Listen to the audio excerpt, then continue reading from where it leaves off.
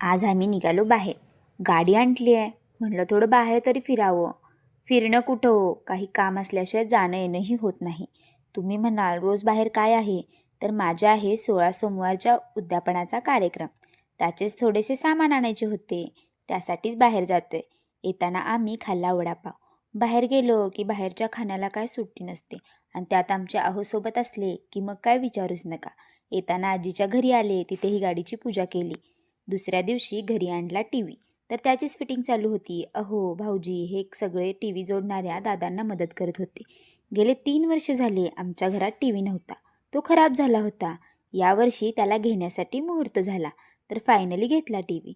खूप वर्षापासून नसलेली गोष्ट अचानक घरी आली की त्याचा होणारा आकस्मिक आनंद वेगळाच असतो. टी व्हीची पूजा केली. खूप दिवसातून घरी टी व्ही आला. बघण्यासाठी खूप छान वाटत होतं. आरू तर बघा लोळूनच टी व्ही बघत होता. दुपारी ताई आणि भाऊजींचे फॅन इकडेही भेटायला आले. तर संध्याकाळी अहोनी सगळ्यांना दिली हॉटेलमध्ये पार्टी. आणि पार्टीतला मेनू होता पनीरची भाजी, रोटी आणि बाबांनी मागवला होता दाल तडका. तर असं झालं आमचं हॉटेलमधलं जेवण. तर भेटू उद्याच्या व्लॉगमध्ये.